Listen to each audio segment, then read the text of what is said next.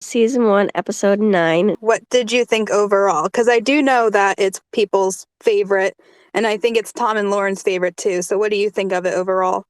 Yeah, no, this is definitely one of my favorite ones. Like, just all of the Chloe and Lucifer flirting and the joking between Lucifer and Frank. And then, of course, Frank's death is very sad. I'm mad that we only got him for one episode and he was taken from us. I know. It, it's the whole thing through this episode, right? Is Lucifer making a friend. It starts with Linda talking to him about how he's not just alone but lonely and that he should make a friend. And then he meets Father Frank and he becomes friends with him, and the devil becomes friends with the priest. And then by the end of the episode, that friendship is over because Father Frank is dead, which is very sad. And then the thing that I like, though, that I realized this time is that Linda says that he should make a friend. And then at the end, Chloe comes and says, I thought you could use a friend, which is beautiful. And I love that. And Father Frank, I don't think these two correlate, but Father Frank says that Lucifer wasn't brought into Father Frank's life, but Father Frank was brought into Lucifer's life. And that the friendship was short lived, but beautiful.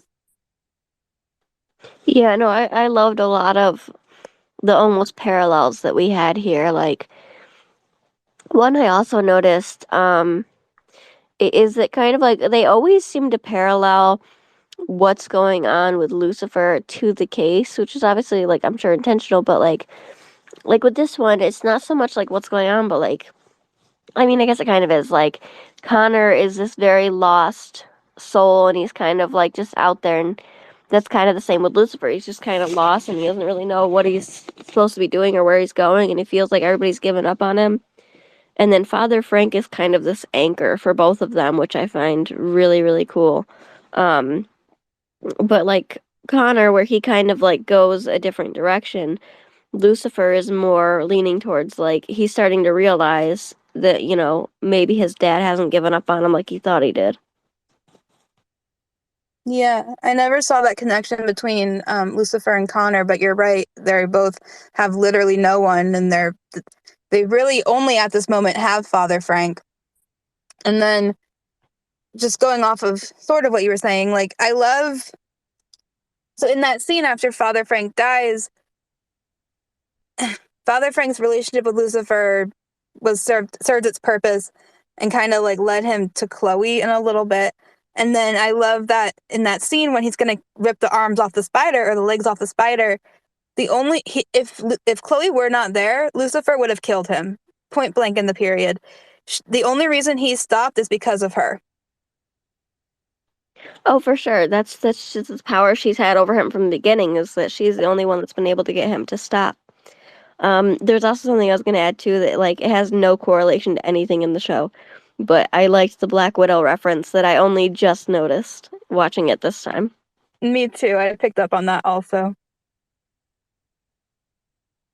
Something else I picked up on too is like kind of like the tiers of power. Like, does that make sense? Like with the whole spider case, there's like the spider, and then there's like Connor, and then there's like Father Frank, and it all kind of eventually trickles down to Lucifer.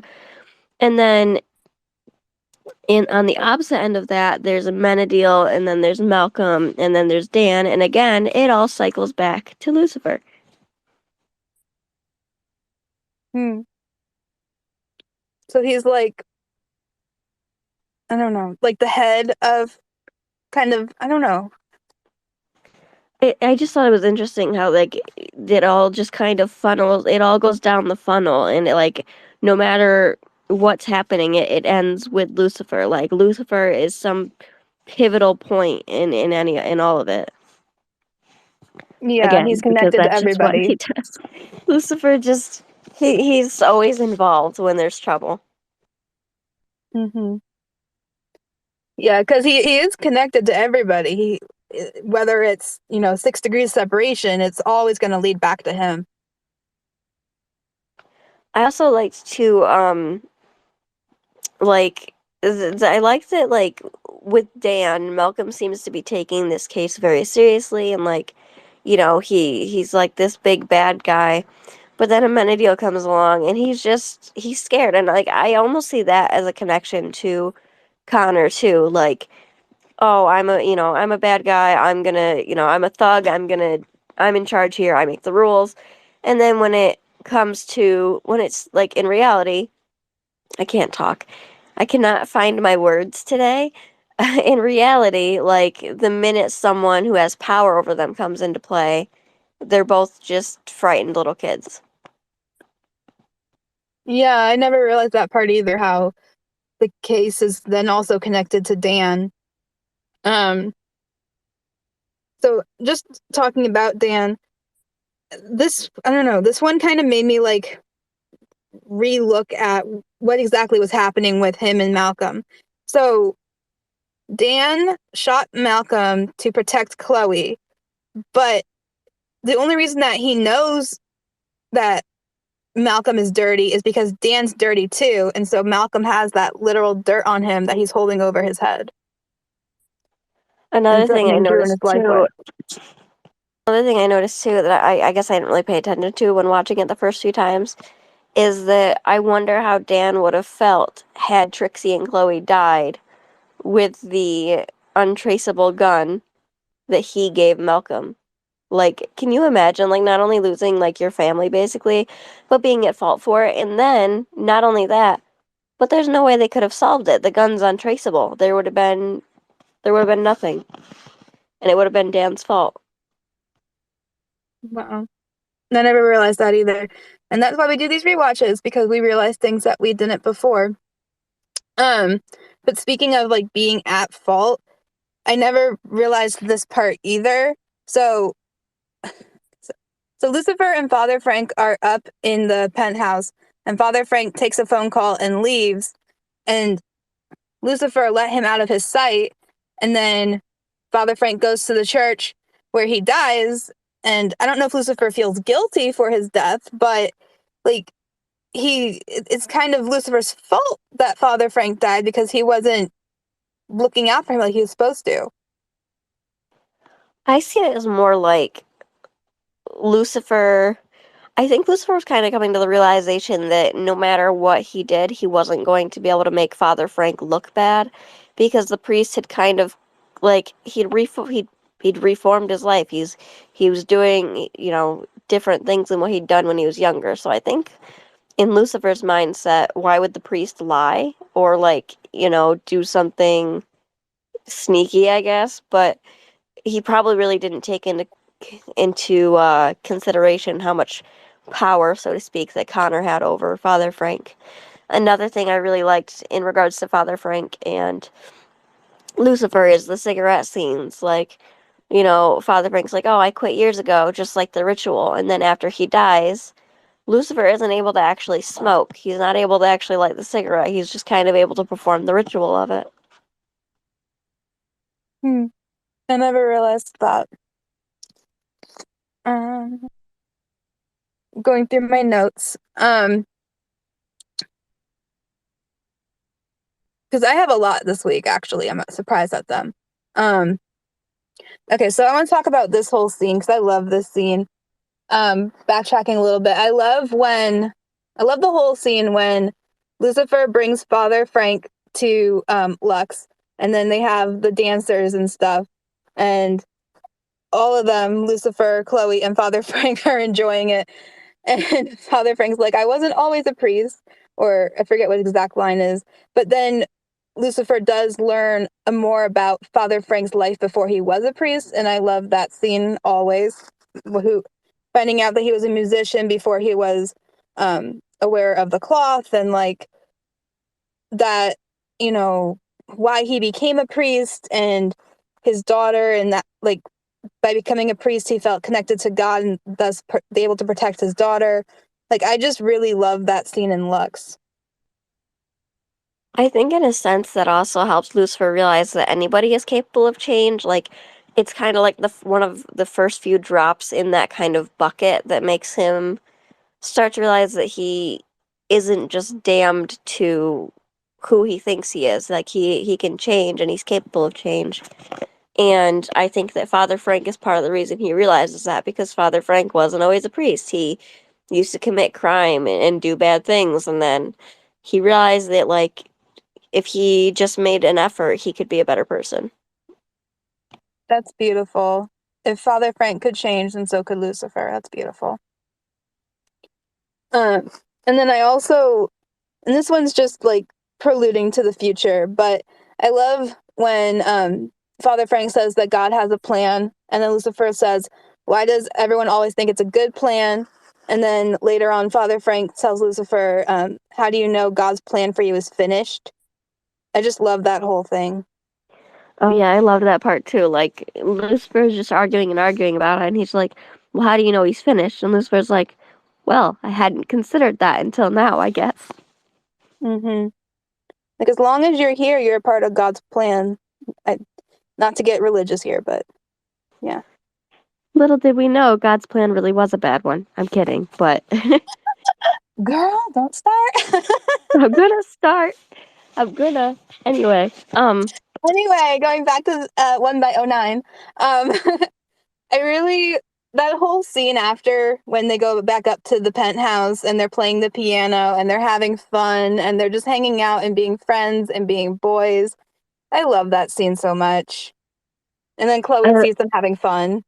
that's what I was just gonna say. I love that Chloe just like walks in and instead of like interrupting them or anything, she just stands there and watches them, looking all amused that she was right. You know, she's like, "Oh, see, I told you, Lucifer." Like, you know, it's just so funny to me that just watch. She just looks like a mom who caught you with your hand in the cookie jar. And I love their reaction. Jeez, if I could talk, their reactions when they figure out she's standing there. Hmm. And then Lucifer says, the devil friends with a priest, it's absurd. And then Chloe says, absurdly adorable, which it is. I love their friendship, and it's so sad that it's so short lived. I like as like I know it wouldn't really fit the timeline of what they were trying to accomplish, but I really wish that we had gotten like at least another episode with him. Even if they extended the whole spider case or something, like I just wish we had gotten more of Father Frank and Lucifer. Yeah, because he's a really good character, and it's I don't know, it's interesting and nice to see Lucifer friends with someone who's not to put it that way, but like not a female, but also not like someone that he's working with or that is his confidant, like someone who is completely unrelated to him that he just met. It's a very like unique friendship that he has with Father Frank. Also, this episode is one where we actually really dive into the case. Like the case is a pivotal point of the episode. We don't really have a lot of those. Like it's kind of like there's one thing going on, you know, on Lucifer's end of things, and then there's the case, and somehow they're connected, you know, like just a little bit in the middle. But like these two with this episode, like they're really, really fused. Like Father Frank being the part that connects them. Yeah, because like I said, it starts with Linda saying to Lucifer that he needs a friend, and then he finds a friend through the case, and then he finds another friend through the end of the case. Like it's all connected the whole way through. And then he dies, and we're all very sad. Yeah, I know. Like, honestly, I just wrote, like, it's heartbreaking, tragic, and so sad that Frank dies because not only did Lucifer love him, but the boy Connor loved him too. And, like, he couldn't do it, but Father Frank still died. You know, and it's kind of like almost another parallel too, because Lucifer and Connor are one and the same, but then you realize that like while Lucifer's father like willingly abandoned him, Connor's father figure, so to speak, more so unwillingly left him. And it's for different reasons. Like God left Lucifer because he saw Lucifer as poison, as something bad, but Connor's father figure left him trying to protect him and trying to give him another chance to do better. Hmm. That's true. And then, unfortunately, Connor, he lost his father, and then he lost his father figure. While even though he doesn't believe so, Lucifer still has his dad out there, and he's still taking care of him in his own weird way.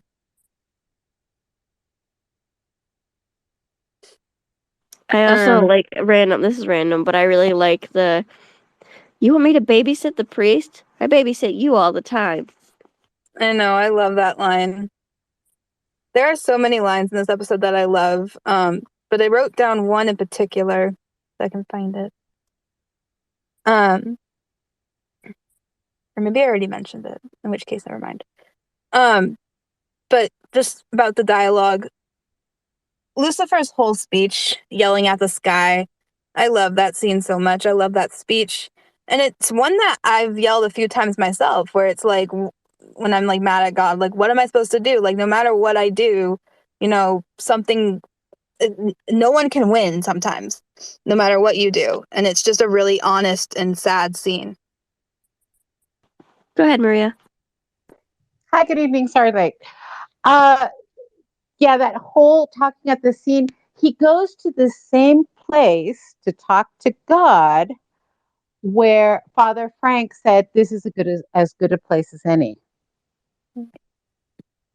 When Father Frank went up after they break the news about Connor shooting at him, he goes out not for a smoke, and Lucifer says, "Don't tell me you're praying, you're talking to God here." And Lucifer goes right there and talks to God.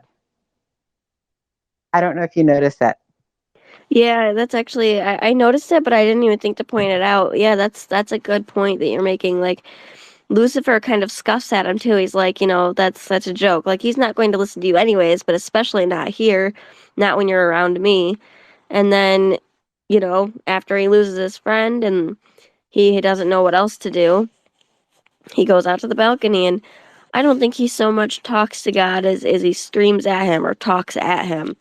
And he's like, like it shows in the episode, he's like, well, why would you do this? Like, what's the point? Why take someone who did everything you asked of them? He followed your rules. He did good things. He looked after people who needed him, and you still punished him for it. So what's the purpose? Like, why bother trying to live up to your standards if you're going to punish us for it anyways? Which is, I think, something that remains pretty constant throughout the show. The other thing, too, is that in that scene, which I totally love, I think this is my top 5 episodes of all, but you can really see the frustration, the incomprehension, the anger, the resentment, the futility that Lucifer feels in this situation. This whole thing, you're either, if you're a sinner, you're damned. If you're a saint, you're damned. This is really, really strong. And I think it sort of opens the door as to his relationship with his father. That will be discussed later on. And he goes out to the balcony. He still has blood on his hands. And he still has blood when he's playing the piano, but that's a different thing. But I think it's really, really pivotal. Let's call it pivotal. Mm-hmm. The blood on the hands thing too. It's like obviously it's like there's legit like literally blood on his hands, but I think in a figurative sense, Lucifer also feels like there's blood on his hands. Like he is somehow at fault for Father Frank's death, and that's part of like the I guess symbolism in that scene is that he kind of blames himself, and he so there's quite literally Father Frank's blood on his hands still.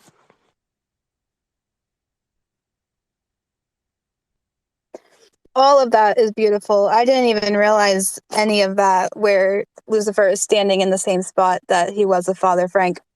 And so not only is he So it's not only is he talking to his dad, but he's also kind of talking to Father Frank, where in that connection that when they were standing there. I didn't realize that.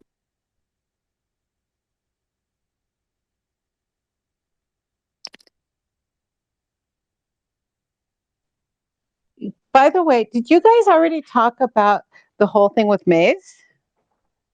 We have not touched on the maze topic yet. If you want to go ahead and Okay, Lucifer and is still really pissed at Maze. And Maze, I don't blame Maze for doing what she thought she was okay, how can I say this? Lucifer found out that Maze was behind the whole thing with the Menidia. Okay, got that.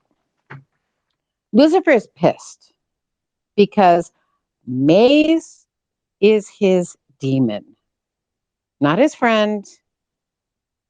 At this point, Maze is still a servant, a glorified servant.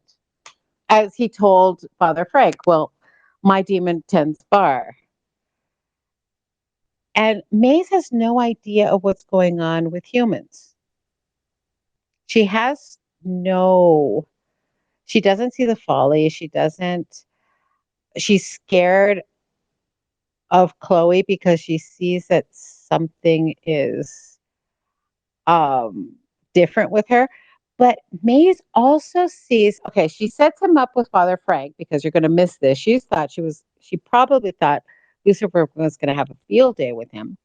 But Maze also sees that Lucifer respects Father Frank.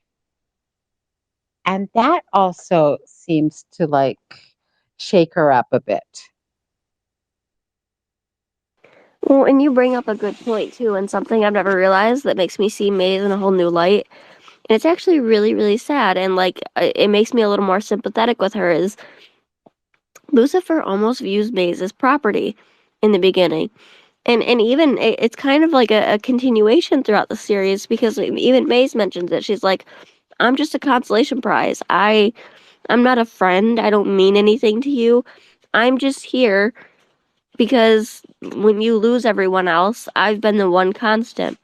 And it's really sad because, yeah, he brings her to Earth and then just kind of like throws her to the wolves. He's like, okay, like figure it out. You're on your own. I'm going to party. I'm going to drink. I'm going to hang out with Chloe.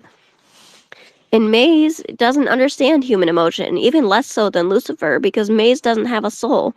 She doesn't understand it. She doesn't get why Lucifer's doing these things because she is physically incapable at this point of feeling those things. So all she sees is the one person who has any idea how she might feel changing and becoming a different person, and she's kind of left in the shadows. She doesn't know how Earth really works. She doesn't know how humans work or how their emotions work. And he is very non-sympathetic of that, despite the fact that he knows what sympathy is and can feel it and has felt it. He doesn't have that emotional capacity for Maze.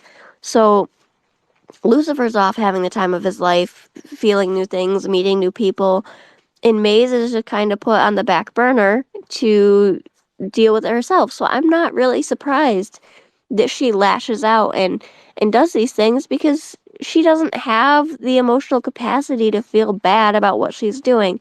And for him to expect that of her is almost unfair.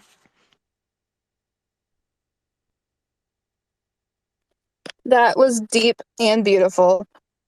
Um, the only thing that I have to add is I agree with Maze's confusion towards the end when Lucifer like runs after the priest and like asks Maze if she's seen him. She's like, "Why do you care about this priest? Like of all the people?" And she's like, You're not talking to me?" Like she doesn't understand relationships, I guess, and how emotions work.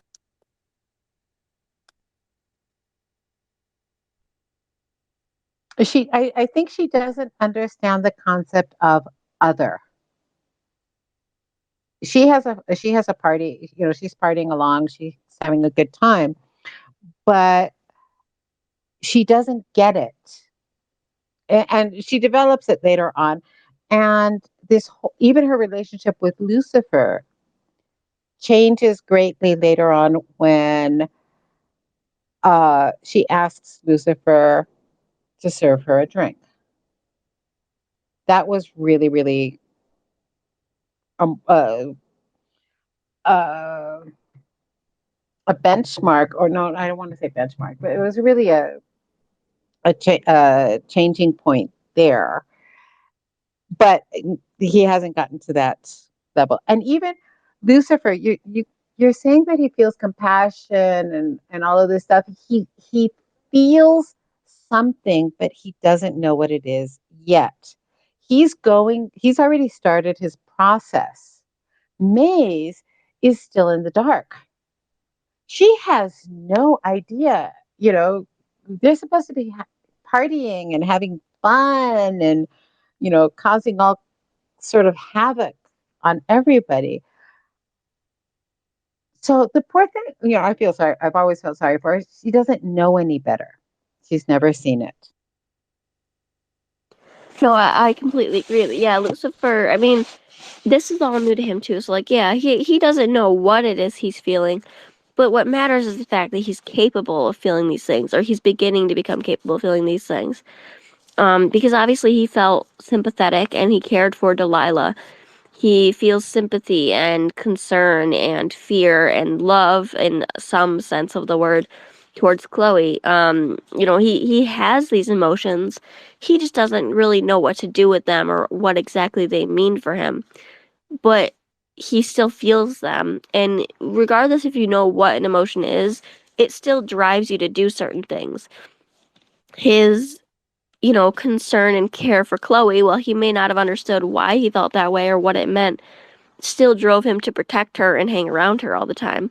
So the fact that he lacks even like the most basic of human emotions, like concern or understanding of where Maze might be coming from, is really just a fault for him, because Maze literally does not have these emotions. Like I think she's starting to grasp them somewhat, because obviously she's hurt when Lucifer kind of ditches her and says that they're done, but she is nowhere near as into it as Lucifer is. So it's really hard for her because Lucifer is all she has. Lucifer is that's been her one constant.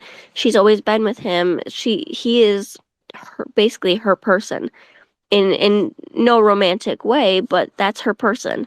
So when Lucifer is like branching out and he's finding other people and he's forming new relationships and he's leaving her behind, she doesn't have anybody and she's just there and by herself, and it's probably a really hard place to find yourself, in a place you don't know, full of people you don't know, and all these new things, and like the one constant person you had that reminds you of the place you love, regardless of how awful it probably is probably a very scary feeling. So I don't really blame her for lashing out and doing the things she's done, because in the moment when you're watching, you're like, wow, that's really effed up, Maze. Like, why would you do that?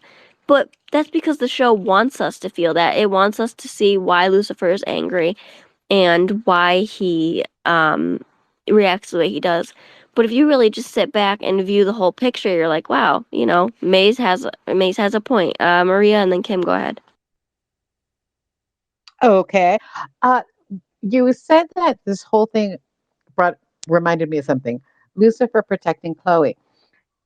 In the shooting outside the church, Chloe is the one who throws herself on top of Lucifer. I don't know if anybody noticed.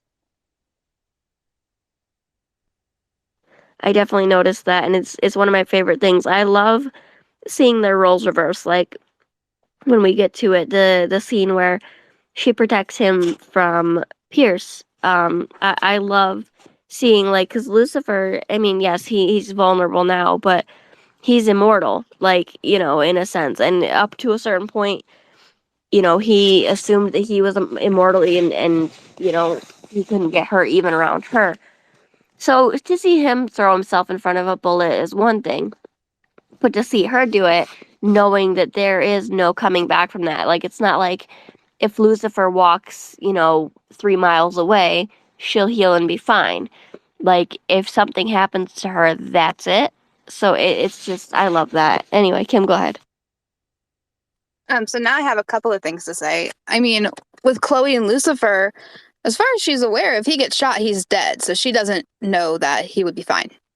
Actually, no, he wouldn't be fine because she's right next to him. But anyways, um, the other thing I wanted to add, I want to go back to the Maze thing for a second here, is that Maze really only got like 3 lines in this whole episode, I think, because Lucifer was giving her the cold shoulder, and she was only giving him pieces of information when he needed them.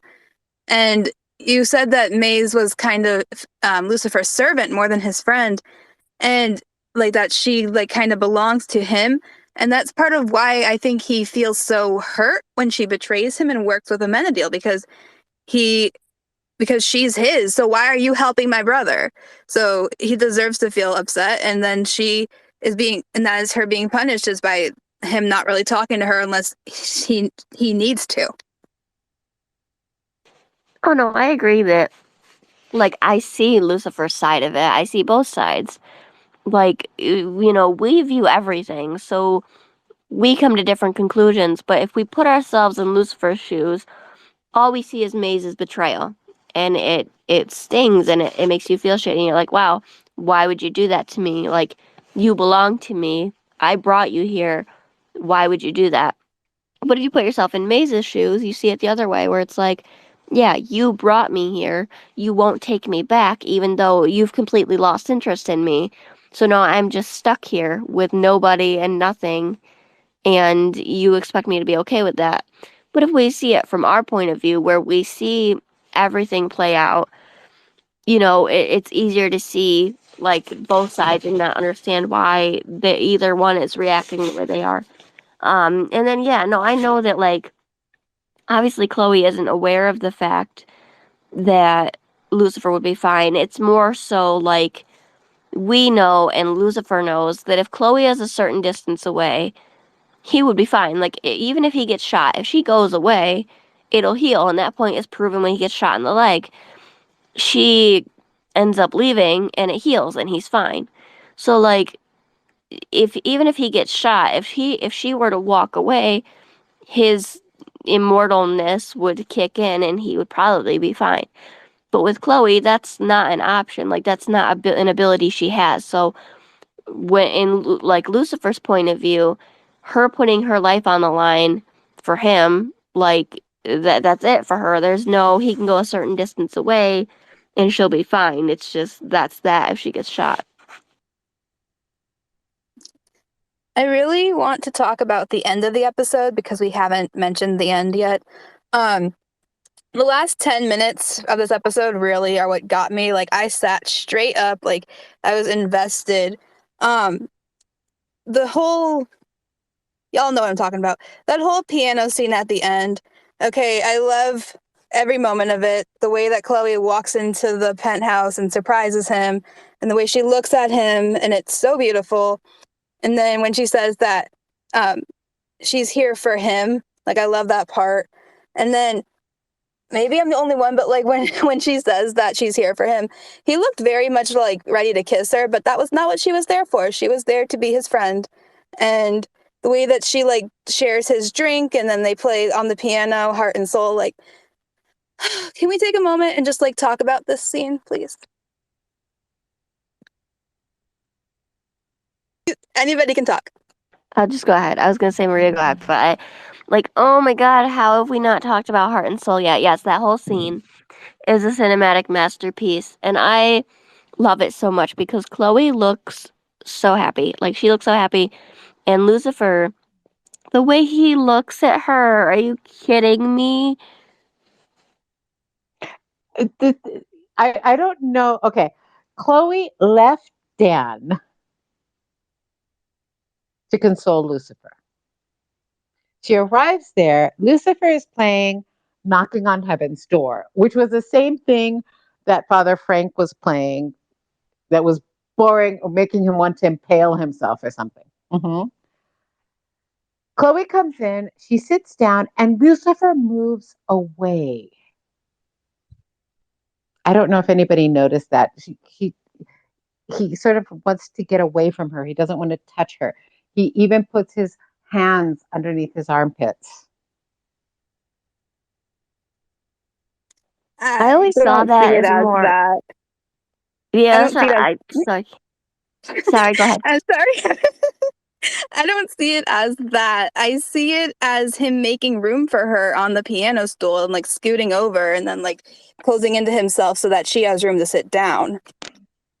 That's the way I saw it too. Like him making room for her, and I also like Lucifer has always been quite hesitant to touch Chloe, and I don't think it's because he doesn't want to. Because right from the beginning, he's always gravitated towards her.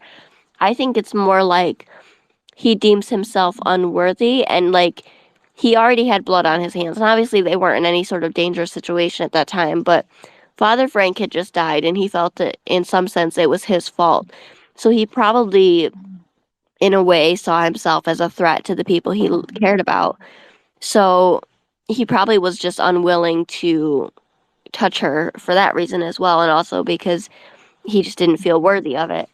Um, and there was something else, like, I noticed in the beginning, this is a completely different scene, but I wanted to mention it before I forget. When Chloe and Lucifer are watching that drug exchange happen and Connor shows up, that song playing in the background, it's like something like I don't want to be a thug, and like I don't know, I thought it fit so well, like with Connor and with Dan, like they don't want to be, and even Lucifer, like they don't want to be bad people. They're just kind of like a product of their environment, basically. I really saw it. I'm sorry. I don't think he scooted over. He practically jumps when she sits down because she just comes in and sits down and he's like, what's going on? And he has, on the contrary, he doesn't touch her, but he leans into her. He gets close to her. And I think that was something when she says, I'm here for you, and he's, oh really? And then she sits down and he jumps aside, or I think, well, whatever. And then she says that I thought you need a friend, which parallels I thought you could use a partner. Um, but he looks at her, and there's this whole thing of what he had been talking about with Linda, the feelings he had just started to feel with Father Frank as somebody he respected. I think a lot of that. I do think it was funny. I saw it that he jumped, not scooted over. Sorry. No, definitely don't apologize. Like, we're all entitled to view it how we view it. Like, Kim and I see it one way, and it's totally fine that you see it another way. People are going to interpret things differently, and that's fine. There's no right or wrong answer.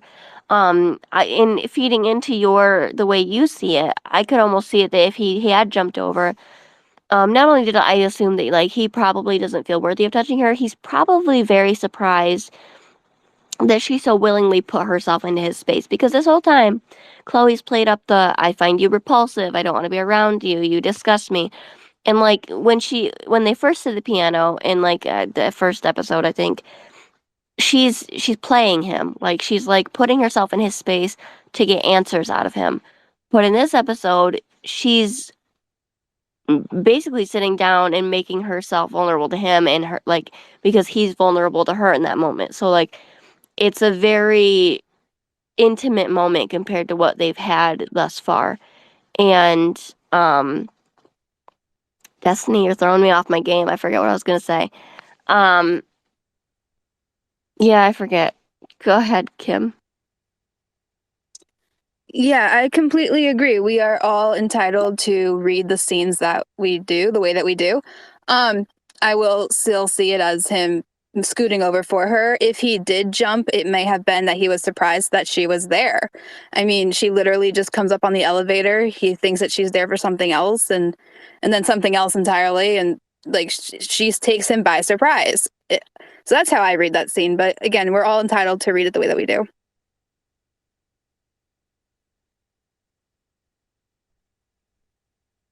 The one last thing I wanted to mention about that scene, Maria did mention it, but I do love that she literally leaves Dan for Lucifer. Like they're trying to get their relationship back, Chloe and Dan, and she's like, I can't do this right now. I need to be somewhere else. And she literally leaves Dan for Lucifer. I like that scene too because she is the one to initiate their conversation earlier on. She's like, "Are we going to talk about our kiss? It's important." So then they finally get to that point where they're going to have that conversation. They're together, and she's like, "I'm sorry, but there is something more important than this right now."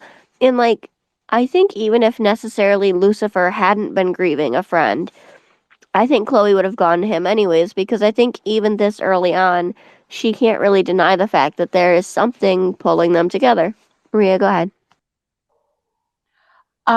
Going back to the surprise, I totally agree with it. Lucifer can't believe that somebody is looking to him for friendship. They're not seeing him as the party animal, as whatever. And he's sort of getting tired of that role, as you see at the beginning. And then this person that so confuses him and vexes him, and he doesn't know how to feel around her, who's immune to his charms, offers him friendship, is something that it really, I think, blows him away. And that's why he gives her this weird look when she says, I thought you could use a friend. So I think that's really where he realizes she is not a sex toy. She's not somebody to fool around with. He'd like to, but now he knows there's something more, friendship. Yeah, I love that because thus far people, and I mean this has been a constant with Chloe from the beginning. People have always looked for Lucifer for what he could do for them or give to them or even be for them in a sense. And Chloe has never viewed him that way. Like, especially in this episode, you can see that he's really starting to realize that she isn't there to sleep with him or get something out of him, whether it's money, drugs, sex. Um, she's literally just there for him to be a support when he's going through he's going through grief and he's going through losing one of his first friends. And this also sort of ties in with what I had mentioned in another session about how Chloe doesn't really have friends either. So she is also opening herself up to friendship with this totally repulsive guy who wants to sleep with her and who manipulates her, who she has to babysit all the time. But she also realizes that he is a friend. For you to offer friendship, you have to see the person as a friend. I also I wonder if when they were writing this scene, if they knew how much of an impact that piano scene and Heart and Soul would have on the fandom. Like it just everybody just spends their days sobbing over that song on Twitter. Like I see at least one person in my timeline every day just freaking out over it. I don't think that they knew how important Heart and Soul was going to be overall, and I don't think the writer of the episode even knew and how important that would be and how it would come back all the way in the end. Um, I think that was a surprising thing that happened as the show continued. Before I say the next thing, I just want to add, if anybody wants to, talk in this conversation, just raise your hand and we can add you to the conversation. I just wanted to comment on Dan and Chloe real quick, because you're right. Okay, so in the last episode, she and Dan had kissed, which is still gross, and then Chloe was trying to talk to Dan about the kiss and try to figure out what's going on within their marriage, and then she left Dan for Lucifer, which I still love, and that makes me smile. But a funny thing that I noticed in the episode is Malcolm says to Dan, if you go to jail, if you're gone, who's going to protect Chloe? And I was just like, Lucifer, the guy that she literally leaves Dan for. I have a correction to that statement. Chloe will protect Chloe because she's a badass, independent woman who don't need no man. That's exactly what I was going to say. She doesn't need anybody. So, uh, she doesn't need anybody to protect her. I I think love that's it. the Yes, whole. that's very true.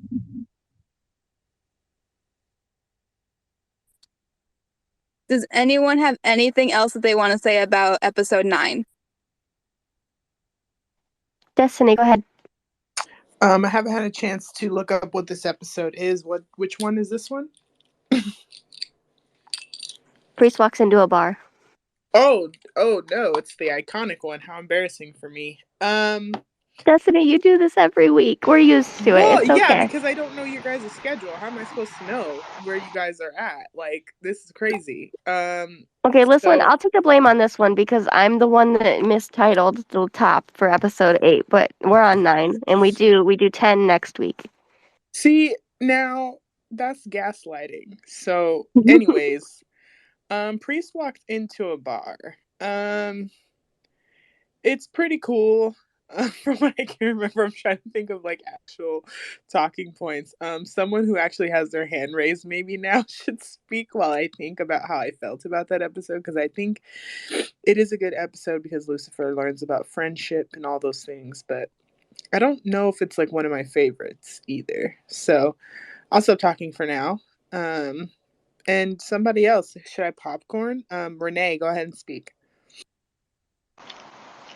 So the thing I like to point out with Lucifer and Chloe, like, you know how in the early episodes, Chloe sees Lucifer as kind of a self-centered party animal, but during that time when she saw Frank and Lucifer play piano, I think that's the point where she sees Lucifer more than what he appears to her in the past. And then after Frank shot, Chloe asks like, "Are you okay?" And Lucifer says, "I'm fine. Good night." And at that point, you can see the look on her face, like, no, he's not fine, and that kind of drove her to have a little heart to heart with Lucifer rather than with Daniel. Really quick, did you guys see I fixed the title? I figured it out. Yes, I see that now. Awesome. Okay. A couple of things here. And I went over my friend. I think the whole thing with Chloe also seeing him differently is when Father Frank was telling his story, and from teasing him and poking him, Lucifer goes quiet and starts feeling empathy. And Chloe notices this because she's looking at both of them. So I think that was one of the things that did that. I know he isn't popular at this point, but changing things a bit. Is that okay, Kim? Yeah. I'm just going to actually say no because I wanted to add something to the conversation Okay, real quick. I'm go for sorry. it. Go for it. And then I've got my notes, so don't worry. Go for it. I'm sorry. So going off of what Renee said, it reminded me that so when Lucifer and Chloe start to investigate Father Frank, Lucifer asks Father Frank, "What do you desire?" And he basically desires wrath, which in the end is kind of what Lucifer is feeling, especially with the spider. And so I think that that's interesting that it turns back around that like Lucifer feels wrathful. I find that interesting. And then I'm going to get hate for this next sentence, but I kind of agree with Destiny that this is not one of my overall favorite episodes. And I don't understand why it is people's favorite. So if it is your favorite, please tell me why. And you can go ahead, Maria. Okay. It's my favorite because it sort of lays everything out in the open. Lucifer knows what a friend is. He and Chloe see each other as friends for the first time. I love the whole thing with God, and they're really quite alike, Father Frank and himself, although one of them plays the piano better. But both of them feel, I do love this whole aspect of God has a plan, even though I may not think it's a good plan. I think this sort of sets the path for everything else to come. That's why I love it so much. And the episode has so many good lines. It's amazing how many good lines. We all have our demons inside. Well, mine tends the bar. Um, 10 Bloody Marys and a good shag. These are really great lines. So that's amidst all of the humor, the cockiness, the wit, because it is wit, there's also a very serious message under it. So that's why I like it. As to the other, can I mention something else, host? Yeah, of course. Yeah, okay. Uh, the difference between Malcolm and Dan. Malcolm is this icky, sleazy, broken finger, pinky finger. I don't know if you've ever noticed. He's got a broken pinky finger. Uh, he's the type of guy you see on the sidewalk and you're going to cross the street to avoid him. Yes. He is icky. We know it from the very beginning. However, Dan has a conscience. He does bad things, but he still has a conscience. And that's where I think it also sets the scene for Dan's whole path, Dan's journey, because Dan also goes on a journey. He still he does bad things, but he knows it's wrong. I think that's the big difference because Malcolm really doesn't give a damn. I just noticed something. Well, in part because I had something I wanted to say and then I forgot about it and I've been sitting here trying to remember it. But it's not in this episode. But we later touch on the fact that Malcolm coming back from hell and from the brink of death, and I assume it's because hell drove him crazy. But it's mentioned that Malcolm coming back from the dead basically like made him crazy because like he like threatens his family and like goes on that whole like psychotic break.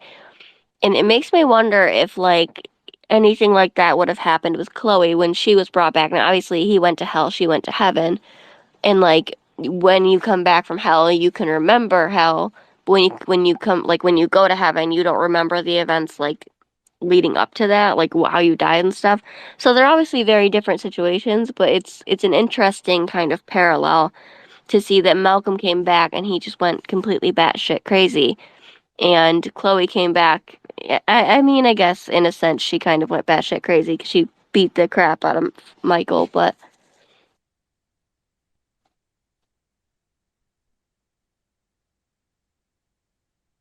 Renee, go ahead. So, like the question earlier of why everyone likes this episode, I think it's the iconic moments that happen in this episode. Like, well, for Father Frank, it has become like a fan favorite, and we all want to see him again. But at least he gets some nods in season 6. Like, Lucifer was planning to visit Father Frank at some point in season 6. You can see it on the list. And of course, there is the piano scene, the Lucifer calling out to God. I think that's like one of the things I think that Lucifer. This is a fan favorite episode.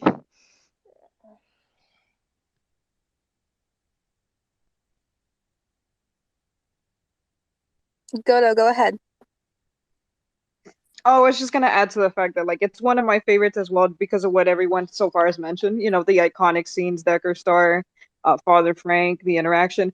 For me personally, it's that I like episodes that kind of change the status quo and it leaves a lasting impact. And clearly, this is one of those episodes I feel that definitely, changed the course of like, the show Lucifer. Like we understood where, his psyche, how he felt. The part where he's questioning his father at the end, like, what's the point? And it doesn't matter if you're a sinner or a saint, which is actually kind of cool when you think about it, because in the way the show works, it really doesn't matter if you're a sinner or a saint because it's your own guilt that traps you into, going to hell or not. So I kind of like that. I don't know if they had planned it that early, but I think it works out very well. So that I just wanted to add a little bit more love for the episode and give its flowers because I do think it was really, it was written very well. All of these answers are so good. I especially can see and agree with the points about it being really the beginning of Decker Star's friendship, and like they're not just, acquaintances, they're not just working together, like it's the beginning of them being friends, and I can see that. Maria, go ahead. Okay. Uh, it also sets the scene for, what was I going to say? Oh, for Amenadiel. This is where we also discover that Amenadiel is the one who brought Malcolm back, because from the other episode, I think it was 7, when he learned of Lucifer's allergy to lead projectiles, um, he actually said, "Oh, I can just wait to have somebody kill you." So here we find Amenadiel goes to the dark side. He is extorting Malcolm. He's threatening him with hell. He's the one who's planning the murder. He says that patience is not one of his virtue. And as Lucifer said in a previous episode, that angelic ego of his, that he's so uprighteous and he's so convinced that he has every right to do what he wants to. So that also sets Amenadiel's path for redemption. So you have Dan, Lucifer and Chloe, Dan, Amenadiel, Malcolm's going to die anyways, and even Maze. So you start seeing everything here. And going back to what the host said about going back to hell and how you would do it, with Malcolm. Remember, Charlotte Richards came back from hell too, but she didn't act in the same way. And I guess Renee or Renee, you can Renee, go go ahead. ahead. Malcolm.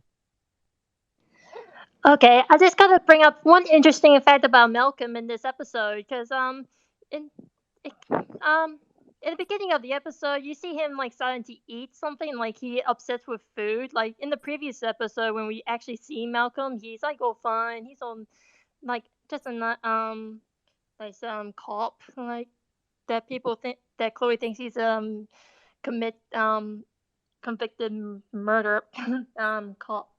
I can't say it. Can't say properly. But here in this episode, you can actually see like he starts really into eating habits. Like even at the end of the episode, you can see him like surrounding with food in the cafe when the Amenadiel meets him. Like I thought I might bring up that point. Also for Charlotte and Malcolm, I think it's kind of depending, because did Charlotte feels like what he did like what she did during her lifetime is wrong, or it's just there's like a slim chance for Charlotte to get redemption, while for Malcolm he doesn't. Then based on what he's been doing before his death. Yeah, touching on the Charlotte and Malcolm, like, that's a good point that Charlotte didn't go crazy, but I think, for one, I'm curious what guilt took Malcolm to hell to begin with, because, like, unless it's to do with all the baddies in his life, but as far as we're aware, he isn't remorseful for any of that, like, so I think that in Malcolm's case, maybe any guilt he does have is perhaps what drove him kind of crazy. But it's hard because he obviously doesn't really feel remorse for what he's doing. I mean, he kidnapped Trixie and all that. So, and then I wanted to mention too. Oh shoot, what was it? I forgot. Kim, go ahead. I was just going to touch on the Charlotte Malcolm thing where, yeah, Charlotte is given a chance and like they help her become a better person in order to go to hell. Oh, wow, I should have something different while I was talking. So they help Charlotte become a better person. And meanwhile, Malcolm, he's literally brought back in order to become a worse person and become a murderer. But it's also interesting in that it's Amenadiel who brings Malcolm back to become a murderer and become a worse person. But it's also Amenadiel who helps Charlotte become a better person and then brings Charlotte to heaven. So that's also part of Amenadiel's change there. Go ahead, Renee.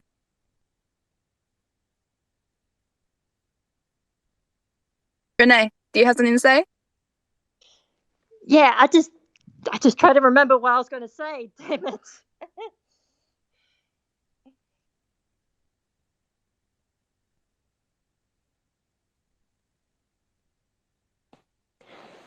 Well, I mean, unless Renee remembers, I think that's pretty much all I have to say for everything. Renee, go ahead.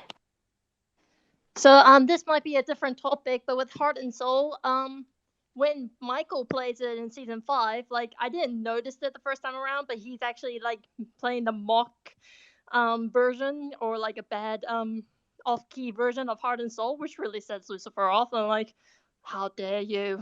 Like playing a special song, like how dare you?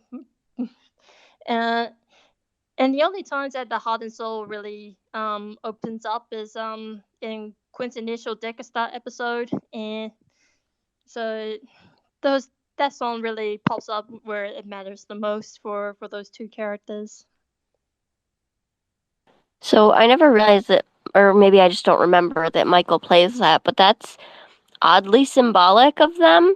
Like, because Lucifer, obviously, he's perfect, so he would play a perfect rendition of the song, and Michael is his, slightly off, twisted, less than twin brother. So, of course, it would make sense that his version of this iconic song is the same. It's off, it's not quite right, it's out of key, and that's like a perfect mirror to who they are as people. Kim, go ahead.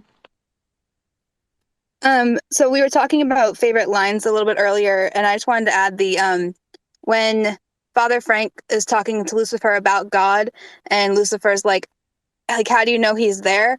And Father Frank says, I don't need to hear him to hear him. I really like that. It's about, I don't need to see to believe. Believing is seeing. That's one of my favorite kind of concepts. So I just really like that line.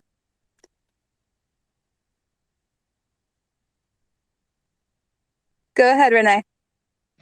So like relate to that quote, like later on when Lucifer is like nobody wins, so like what's the point? Like, come on, like are you supposed to like guide us something? Like, what is your plan? And the thing with God working in mysterious ways, it's kind of more benefiting with them finding out for themselves. So it's like a lot better than God giving them the answer. So it's something they should looking for, like on their own, rather than have some guidance. So that is faith.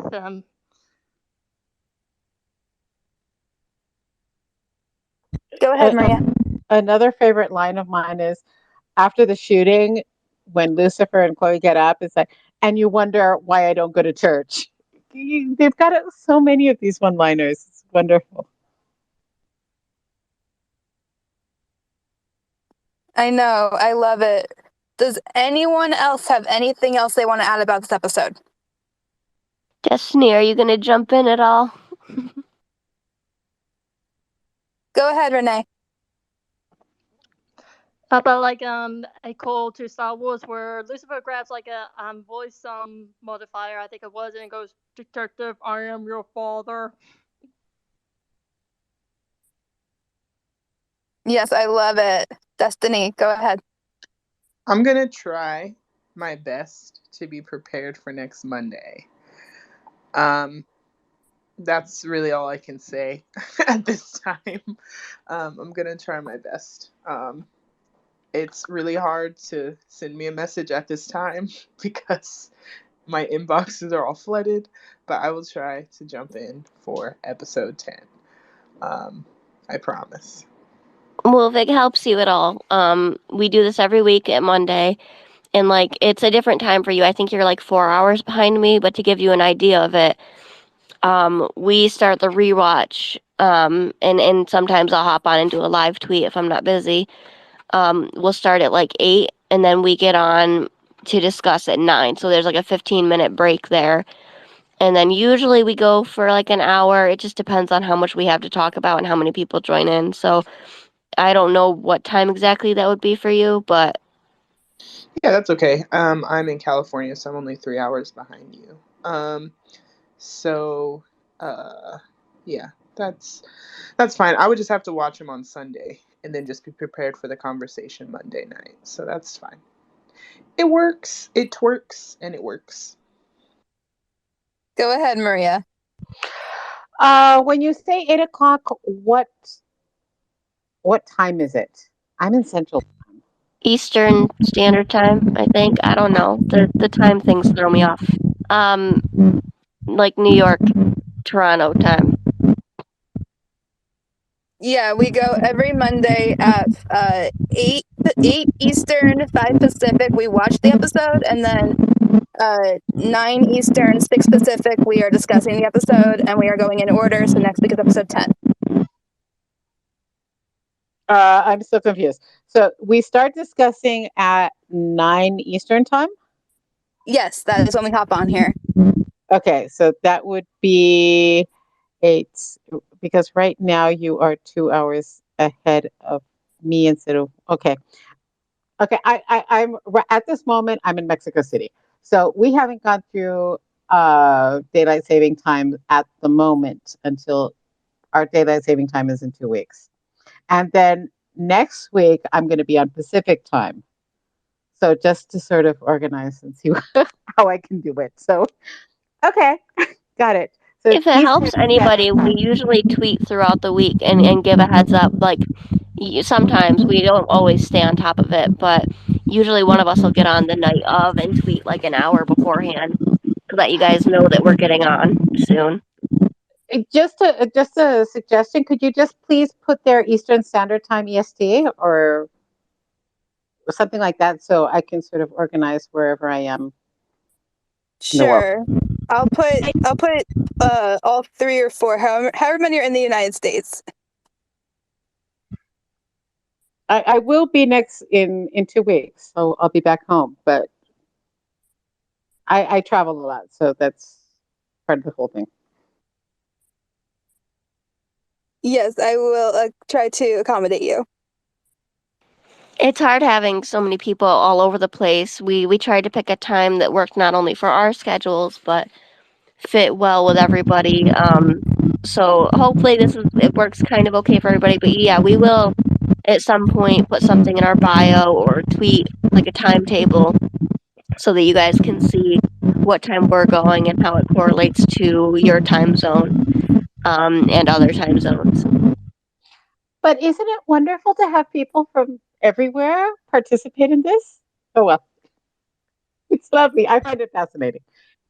No, I completely agree. It's what I love about Lucifer being on Netflix is that people throughout the world can watch it. And also, I think that's kind of what saved Lucifer in those last 3 seasons is that it was on Netflix. And so people from around the world were watching it instead of just within the United States, like Renee, who can go ahead and talk now. Yeah, like I'm a different time zone from you two, so I try to like hop in whenever I can. Like, but as usual, like there's some things happen around us might clash with other plans, so we try our best to collide whenever we can. Well, and the funny thing is too is Kim and I aren't even in the same time zone, but coming up this May into June, we will be together. We're actually going to be meeting for the first time. We'll be together for 2 weeks, and we will be when we do these shows, we will be together to do them instead of from separate accounts. And yeah, no, we originally like came up with this idea because I tweeted something about wanting to do it just from my personal account. And then she said, "Well, why don't we make this into a big thing?" And I said, "Okay. I mean, I don't know how many people are going to join us, but we made an account and we had the account active and we're like building followers and coming up with ideas for probably a solid month before we actually launched it. And it's pretty impressive how much it's grown over the last few months, and we hope to continue growing.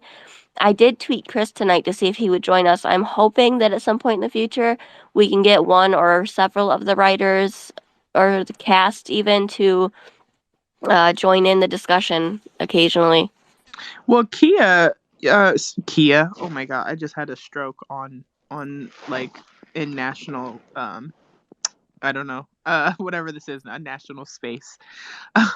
Kim, whose name is definitely not Kia, you're a journo. I mean, put in that request, girly, for someone. But anyway, that's what I have to add to this space. Oh, I know, I will eventually. I just wanted to add that yes, me and the host will be meeting in LA in May and June, and we're very excited to like go see all the Lucifer filming locations and stuff. So if you have any suggestions for places we should check out, let us know. Absolutely. One of my favorites is you weren't talking to me, but I'm gonna talk back to you. From LA, go ahead. One of my favorites is Burton Chase Park. Chase is spelled Chace, so no S. It's just another C. But it's in Marina Del Rey, and they used it to film several things from season 4. And it primarily features in season 5 in Blue Balls. It's the park where the DJ dies, and it's the bridge where Chloe's like, we had our first kiss by the water. It's a very beautiful park, and there's seals there and things. So yeah, if you guys remind me, since you're coming in May or June or whatever, like, hopefully, I've just been so busy with the awards stuff, but just remind me, maybe we can meet up for some lunch. Anyway, other spaces people, you did not come here for California chat, so I will stop. I love that we're all just chatting now, but no, we are very excited. I know if anybody knows where the beach in season 6 is, we found it kind of, but we can't find the exact location. If anybody can help us with that, finding Yes, like where please.